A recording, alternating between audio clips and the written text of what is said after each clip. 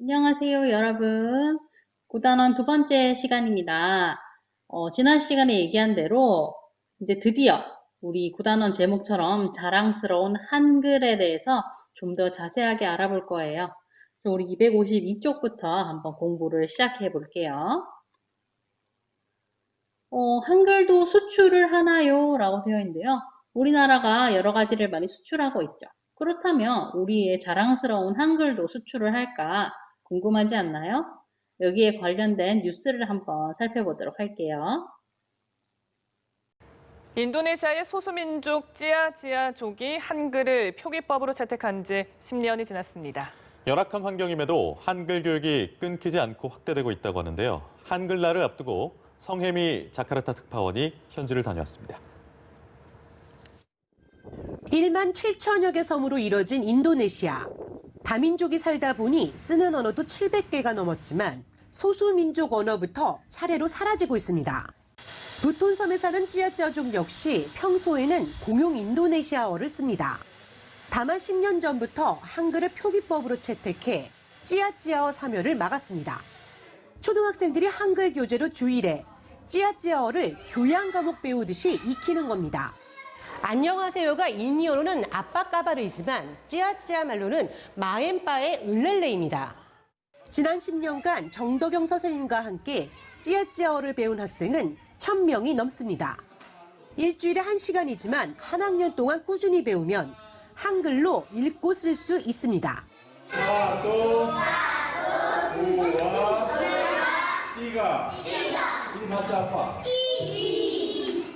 문자가 없었던 찌아찌아족은 한글 전파에 감사해야 합니다. Isami pakai emo bugino Korea, mai pakai emo bugino Korea. Isami itu sonam sudah termasuk internasional. 찌아찌아족 마을 곳곳의 간판은 한글이 병기돼 있고 아이들은 한글을 배우면서 간단한 한국어도 배웠습니다. 교장 선생님은 더 많은 학생에게 기회를 달라고 요청했습니다. 인도네시아 부톤섬에서 연합뉴스 성혜미입니다. 어때요, 여러분? 원래 글자가 없었던 어떤 부족에게 우리 한글로서 그들의 말을 따라서 들리는 대로 쓸 수 있게 한다는 거는 정말 대단한 일인 것 같아요. 그쵸? 한글로는 정말 못 받아 적는 말이 없을 것 같아요. 이래서 우리 오늘은 한글을 만든 과정에 대해서 한번 살펴볼 거예요. 그래서 한글을 만든 분이 세종대왕이라는 건 알고 있죠? 그 세종대왕의 마음을 생각하면서 이 만화와 훈민정음의 탄생이라는 글을 한번 읽어볼 거고요. 그 글을 읽고 난 다음에 한글을 만든 까닭과 과정을 한번 알아보도록 하겠습니다. 그렇다면 우리 252, 253쪽에 9컷의 만화가 있어요. 교과서를 살펴봐도 되고 선생님이 띄워주는 화면을 봐도 괜찮겠습니다. 조선시대 백성은 나라의 근본이요. 근본이라는 건 뿌리란 뜻이에요. 근본이 튼튼해야만 나라가 평안하다고 여겼던 세종대왕. 억울한 사람이었고 태평한 세상. 이것이 바로 세종대왕이 꿈꾸던 조선이었다. 그러던 어느 날 전하, 어느 젊은이가 제 아비에게 불효를 저질렀습니다. 어찌 그런 일이?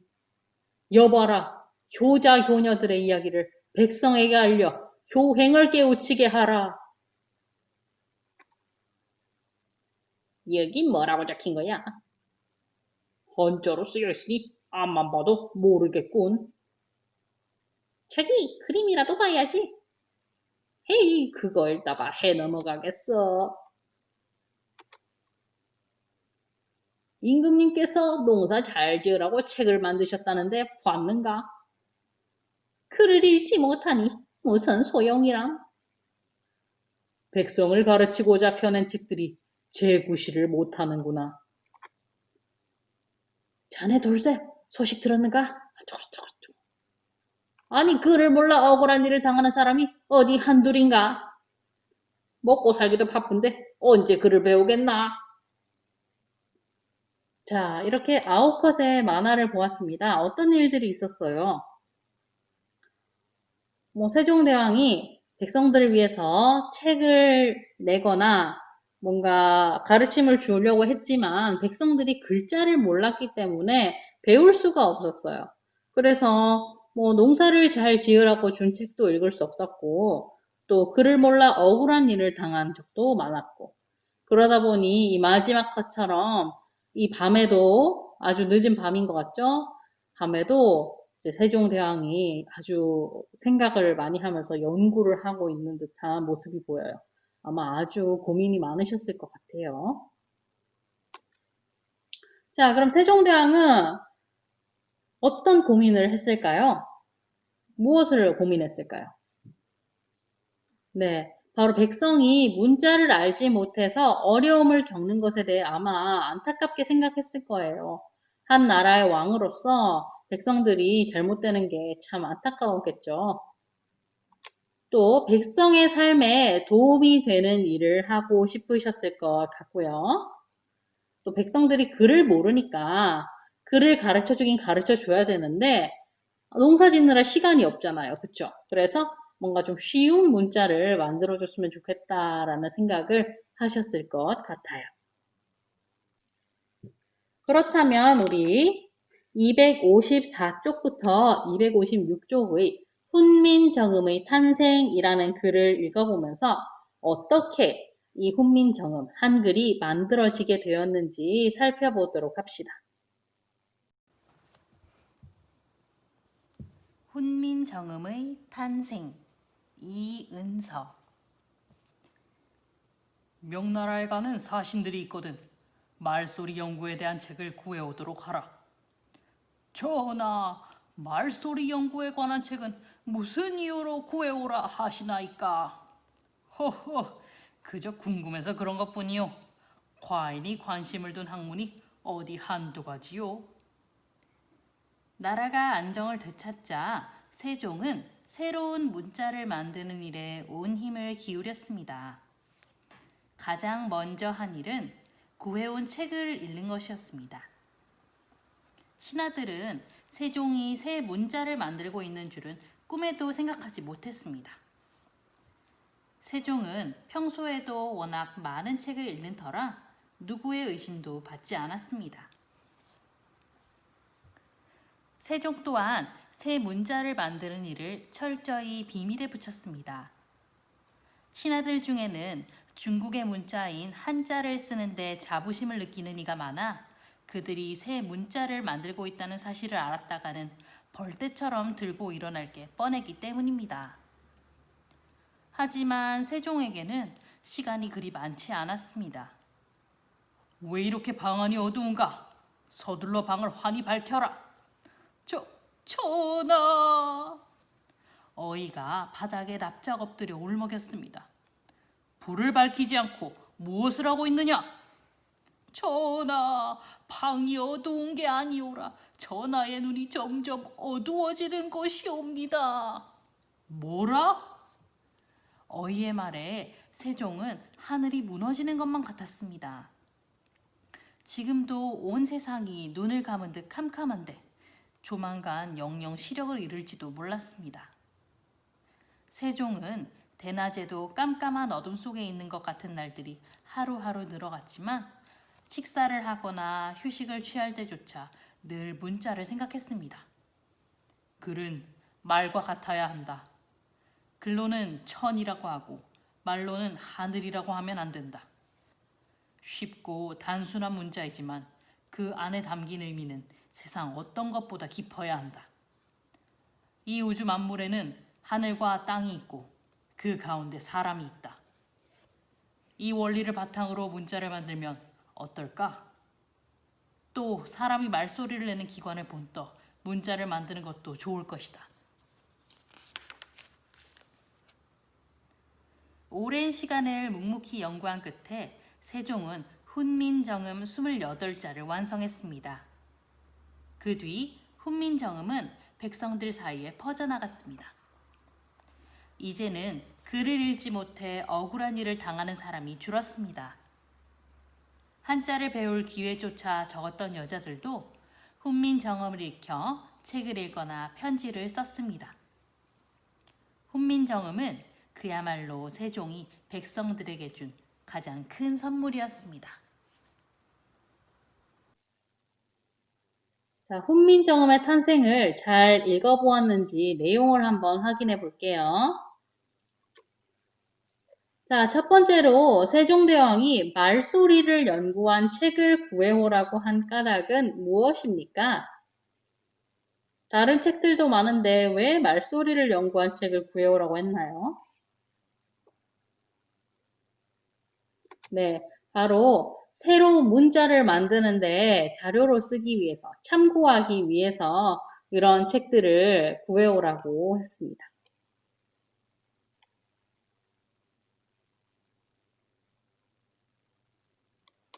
두 번째, 세종대왕이 새 문자 만드는 일을 비밀로 한 까닭은 무엇인가요? 왜 비밀스럽게 이 일을 했죠? 네, 맞습니다. 신하들이 반대할 것을 염려했기 때문인데요. 신하들은 아무래도 한자를 쓰는 것에 굉장히 우쭐하고 으쓱해했다 보니까 뭔가 새로운 글자를 만든다고 하면은 펄쩍 뛸 게 뻔했기 때문에 이제 세종대왕이 비밀스럽게 이 글자를 만들었다고 해요. 3번, 훈민정음을 익힌 백성의 삶은 어떻게 달라졌나요? 글자를 쉽게 익힐 수 있게 되니 당연히 백성들이 뭔가 삶이 더 좋아졌겠죠. 억울한 일을 당하는 사람이 줄어들었고 책을 읽거나 편지를 쓸 수도 있게 되었습니다. 옛날에는 한자로만 되어 있었는데 이제는 한글, 훈민정음으로 쓰다 보니까 아무래도 조금 더 쉽고 빠르게 내용을 전달할 수가 있었겠죠. 그럼 우리 한글을 만든 까닭과 과정을 한번 정리를 해보도록 해요. 257쪽에 약간 푸른색 표예요. 자, 먼저 한글을 만든 이유가 나와야겠죠. 까닭이. 자, 일단 나와 있는 것은 우리말을 적을 문자가 필요했어요. 우리말 여러 가지로 표현할 수 있죠. 또 예쁜 표현들도 많아요. 그쵸? 뭐 새가 헐헐 아니면은 뭐 구름이 두리둥실 이런 것들. 이런 것들을 이제 적을 만한 우리만의 문자가 필요하다고 생각을 하셨겠죠.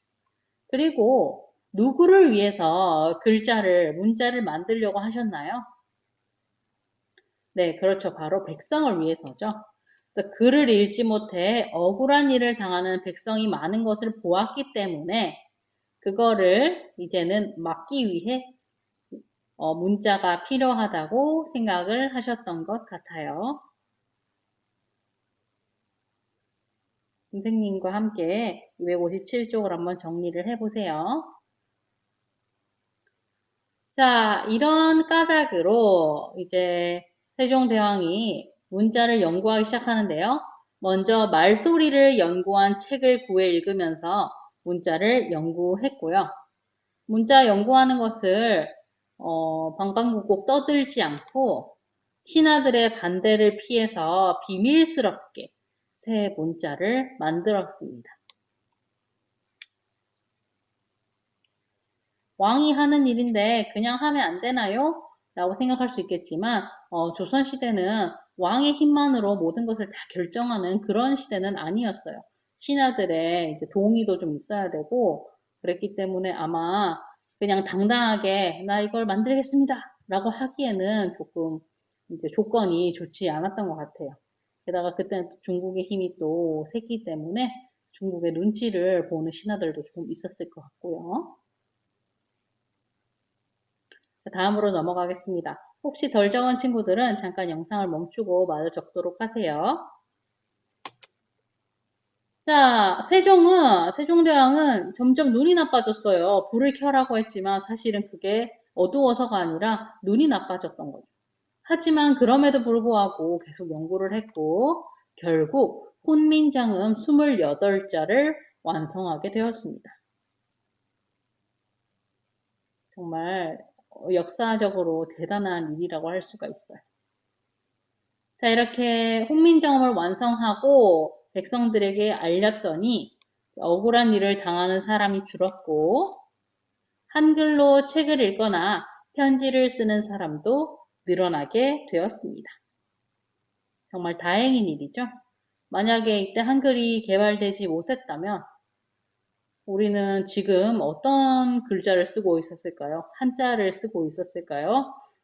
알 수는 없지만 정말 힘들었을 것 같아요.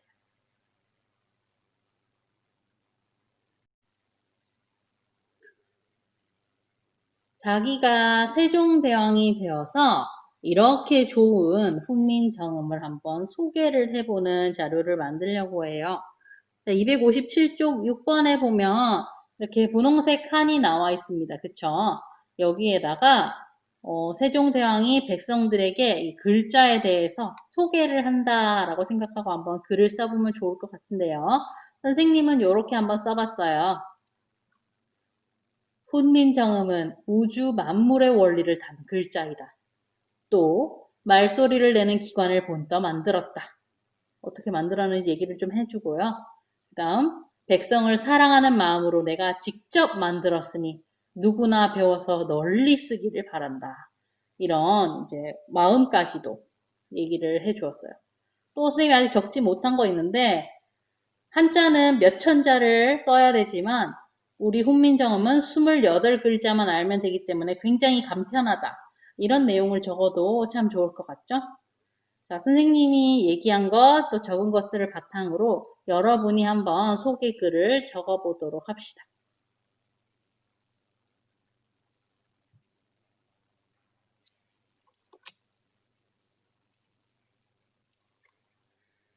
자, 오늘은 세종대왕이 한글을 만든 까닭과 그 과정에 대해서 한번 살펴봤어요. 선생님은 몇 번이나 봐도 정말 가슴 벅찬 그런 일인 것 같아요. 여러분도 그렇게 느낄지 모르겠네요. 자, 그래서 우리 다음 시간에는 또 한글에 대해서 조금 더 자세하게 그 특징에 대해서 살펴보도록 하겠습니다. 오늘도 고생하셨습니다. 안녕.